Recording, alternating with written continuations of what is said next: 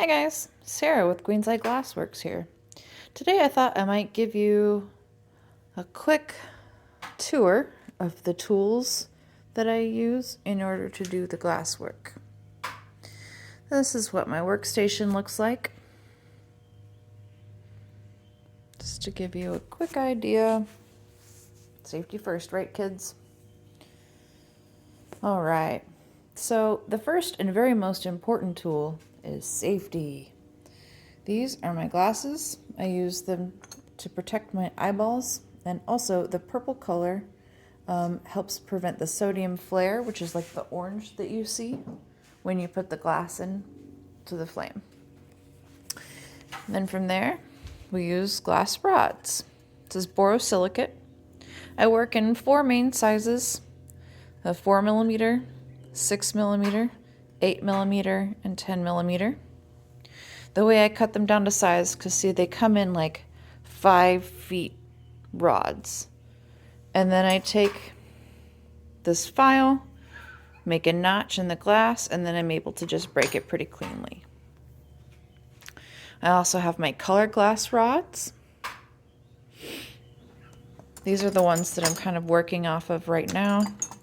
This is where I keep like the ones that I'm kind of like using more frequently. I tend to, when I get down to a short piece, attach it to clear and then make it easier to work. Then obviously I have my twisted glass here. If you watched the first video that I made, I showed you how I did this. This is where I keep my backstock of colored glass. Isn't it pretty? You can see that I've been seeking a pink that I like, because 5 of those are pinks that are good, but they're not really the color that I'm looking for. I have my oven or kiln. I use it to temper the glass once I'm finished. It's pretty small in there, but it works for me. I have a graveyard.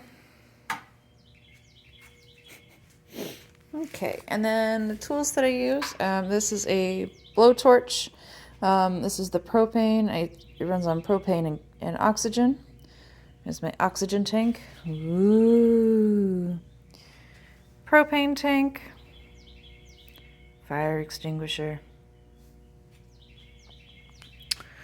I have 2 main pliers that I use.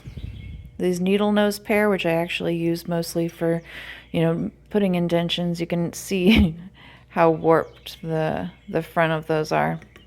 And then I have these a little bit bigger pliers that I use mostly, to hold on to glass versus using them to create different patterns in the glass. You already met the file. This is a tungsten rod. I use it to like poke into the glass and create shape. You use this to see if how the piece is going to hang at the end. That's pretty important because you don't want it to be like cattywampus. And this is what we use to kind of, again, it's more for creating texture in the glass, because glass itself really doesn't have much of a texture. It's perfectly smooth.